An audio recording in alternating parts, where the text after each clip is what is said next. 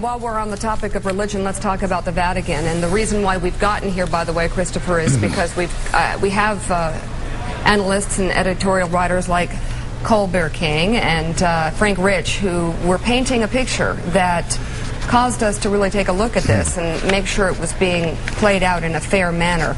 Let's talk about the Catholic Church, because there have been a lot of revelations over the past week. It appears the current Pope may have known about the recent revelations of abuse of children at the hands of members of the clergy.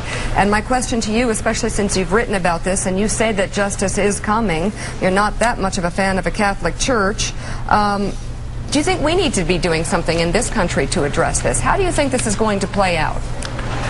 Well, should we in this country, I mean, have you not read what's been happening in Wisconsin? Yes, I have. A school for children who can only use sign language. And 200 of them have their childhoods completely wrecked by this priest. And entreaties are addressed to the man who is now Pope, Cardinal Ratzinger, the man who was saying at the time that the only problem with the scandal was there was a press campaign against the church. The abuse was not the problem. The torture, the rape, only the revelation of it. Christopher, was the problem. Nothing happens except that he forgives the priest who asks for forgiveness before he dies. Let me ask you, this is a scandal. Well, let me ask you about this. It is a scandal. Let me ask you, if you spend enough time in courtrooms in this country, invariably you see people charged on the edges of a crime with being an accessory, either before or after the fact. And for several years I've been wondering, in the example of Cardinal Law from Boston, who now has a pretty terrific parish right outside the gates of the Vatican in Rome, why he and why should not the Pope be charged with being an accessory before or after the fact?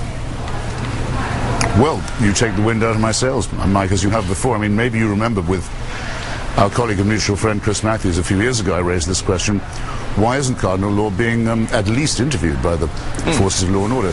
And the same thought obviously occurred to the Cardinal and to the Vatican, because he left the jurisdiction, was given a sinecure in Rome. He runs the San Maria Maggiore, if I'm not mistaken, and hasn't been back since, and voted in the election for the Vicar of Christ on Earth, as Catholics call the Pope. And I wrote then, and I believe now, that the fatal taint went straight to the top at that point. And now we have, as the head of the church, someone who's personally as well as individually, as well as institutionally responsible for knowing of this, covering it up, and protecting not the children but the predators.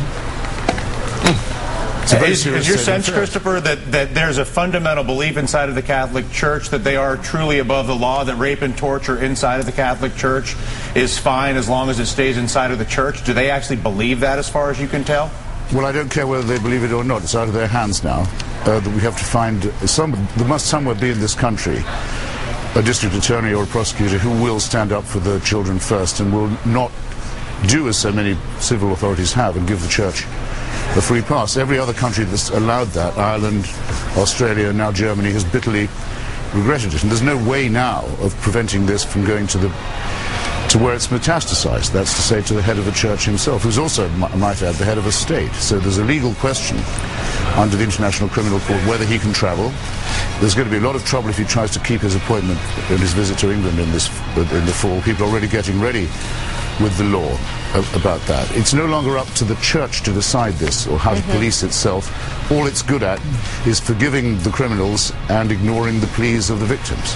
Christopher, enough of forgiveness. We need justice here. Christopher, when do we reach a breaking point? The Catholic Church has weathered so many of these storms. We hear these stories once every couple of years, and they seem somehow to go away again. What's the breaking point for the Church? The breaking point just came when it became obvious from reports from Munich and reports from Wisconsin and reports now from Verona in Italy that the man who is now calling himself the Pope was the person individually responsible for the cover-up. Christopher, he was also the first to really address it in a internationally televised apology and to really talk about it. The first Pope ever, I'm just saying. It doesn't come close to addressing it. You notice that all the reports of his pastoral letter to the Irish people reported the Irish people's disappointment that no one was asked even to resign, let alone to face a jury on this. And they wanted, well, why does the Pope not ask for anyone to lose their job at least as a result of these atrocities? The answer is, if he does that, he's calling for his own impeachment. That's right. Because if there are legal consequences, or if you can lose your job for knowing this and covering it up, then he's the first in line for it. So it's not like the old slogans used to say, Vatican protects pedophiles. That was bad enough. All right, Christopher Hitchens. But pederasts are the pedophiles. It's now the Pope personally. So please, let's from now on act as if that's what the scandal is. Christopher Hitchens, thank you very much for being with us. Andrew Ross Sorkin, thank you as well. Thanks so much.